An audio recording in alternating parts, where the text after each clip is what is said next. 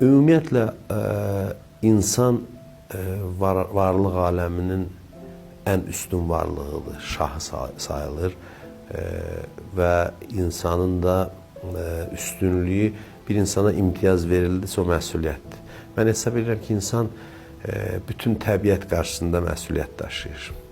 Biz gəlmişik ki, bütün bu təbiəti yuxarı aparaq. Hərdən özümüz ilişib qalırıq burada, amma biz gəlmişik bütün canlı aləmi özümüzlə göylərə aparaq. Yəni bu dərin bir fəlsəfədir. Hər bir canlı insana xidmət edir və insan bundan qürurlanmamalıdır.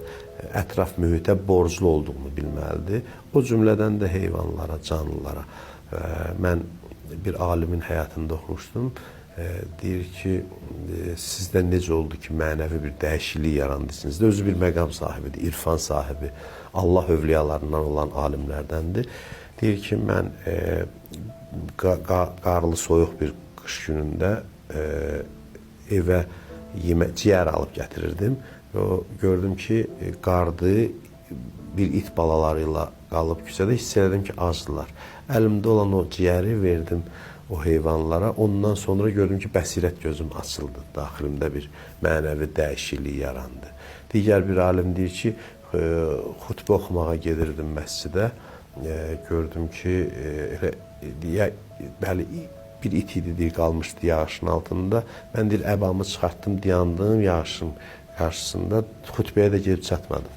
Elə onu qorudum. Ondan sonra hiss elədim ki, Allahın mənə lütfü, mərhəməti çoxaldı.